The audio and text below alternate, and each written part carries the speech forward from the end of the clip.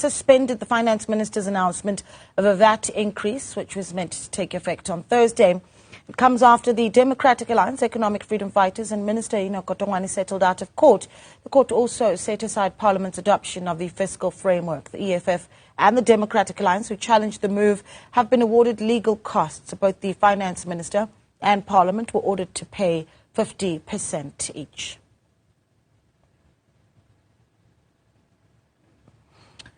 Well, joining us, of course, is to give us their reaction is the EFF's spokesperson, Snawa Tambo. Snawa, good evening to you. Thank you so much for joining us. Just to your reaction as the EFF, having seen that order of the court, welcoming it, I imagine.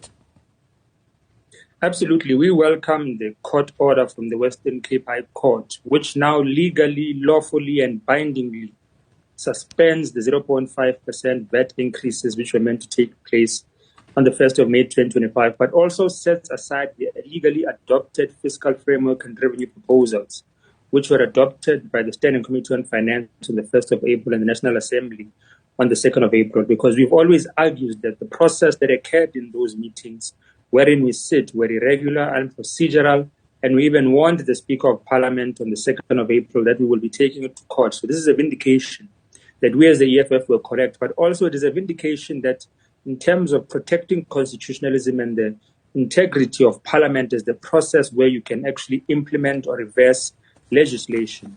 We saw in the past week the African National Congress, alongside a lot of bridesmaids political parties which supported their illegal fiscal framework and VAT increases, pronouncing a reversal of a VAT increase based on a media statement by the Minister of Finance where he said he intends to reverse the VAT hike. Now, that was not legally binding, that was not lawful, and anyone who took that as a representation that there won't be VAT hikes on the 1st of May was misled. Now, this court order effectively says that, for example, the ignorant statement by the South African Revenue Services, which stated that there will be 15% and 15.5% VAT hikes operating concurrently until the 15th of May, are nonsensical and unlawful. So we are extremely pleased with this process, and I think we should affirm at this moment in time that, as the Commander-in-Chief and President of the EFF said in the Freedom Day rally held in Brandfort in the Free State, as we're sitting here together as South Africans, South Africa does not have a budget under Cyril Ramaphosa's government. Yeah, let us into what happened before we see this order of the court that is being shared with us, and obviously we share with the nation the breaking news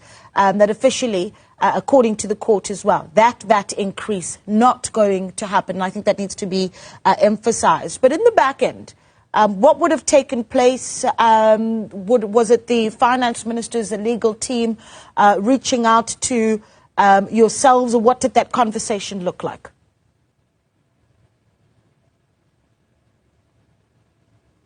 Sinawa, are you still there? Yes, I'm still here. Yeah, go ahead. The conversation occurred in the sense that the Minister of Finance outlines in his papers that he has been swayed by recent developments as it relates to the fiscal framework and revenue proposals and the VAT increases, and that he sees that he did not have the necessary political support to proceed with the VAT hikes. Now, that lack of necessary political support, he says he came to that realization on the 21st of April, because before that, he was of the belief that there was sufficient support in the National Assembly for those VAT hikes. And that sufficient support, he drew that conclusion from the fact that he had a support for his fiscal framework, which contained those 0.5% increases from political parties such as Action SA, Build One South Africa of Mmusi Maimane, Rise Mzansi of Songa Zizibi, amongst many other political parties. And it was the court processes last week where Advocate Nugai Toby demolished the arguments of the Minister of Finance and of Parliament, which has swayed his opinion. So there's been no conversation of settlement up until today, when the Western Cape High Court judges called us into court, and that is where this resolution is coming from. But the affidavit by the Minister of Finance, which he supplied as a supplementary affidavit this afternoon to the Western Cape High Court, is quite telling in two ways, Naledi. It states that the Minister of Finance intended to implement the 0.5% VAT increases on the 1st of May, despite the proposals he received from political parties. And we were misled this week by some political parties that there's a reversal of the VAT hike as a result of engagements with the minister. The minister has rubbished those claims. The Minister of Finance has said that those proposals were not sufficient and he intended to proceed with the VAT increases. So the critical importance of this court judgment can never be overlooked. It is the only legitimate process which has stopped the VAT hikes on the 1st of May. And I think South Africans should become to appreciate that, but begin to appreciate that The consequences of this are that we and the Democratic Alliance had in the Standing Committee on Finance proposed amendments to the fiscal framework where the Minister of Finance was able to would have been able to consider them over a period of 2 days, as according to the Money Bills Amendment Act. Now, these political parties voted against those amendments and those proposals by us in the Standing Committee on Finance and proceeded to do some unprocedural and illegal adoption of the fiscal framework there. And they said they were doing this because they intended to save South Africa from not having a budget. The consequences of the actions of the African National Congress, of BOSA, of Action SA, of Rise Mzansi now, are that South Africa doesn't have a budget because they tried to pass a fiscal framework illegally. So we are here today in a crisis of a nation without a budget because of the incompetence of the ANC and the illegality that was supported by Herman Mashaba, by Musi Maimane, by Songezo Zivi, by Gaten Mackenzie, by Mzonele Nyonso of the PAC, and by Hanif Hendricks of Al Jamaa. These political parties must be remembered as having thrown South Africa into a fiscal crisis, and they must be condemned by history for that. Yeah, of course, the argument of the EFF has, for the longest time, also been around the process. You say the adoption of the fiscal framework being irregular, the process now, and it's important then to look at what happens next, what it is that you'll be watching out for to ensure that the process that we see moving forward is regular and not irregular, if you will, but also there is the issue around just how much wrangling needs to happen and what role the EFF then plays in what we do in the meantime. When you do have a finance minister that has argued that there is a 75 billion rand shortfall in that budget.